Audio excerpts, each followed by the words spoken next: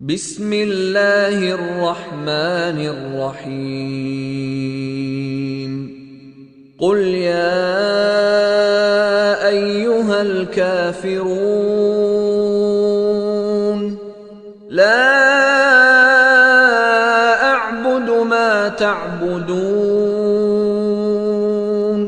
ولا أنتم عابدون ما أعبد ولا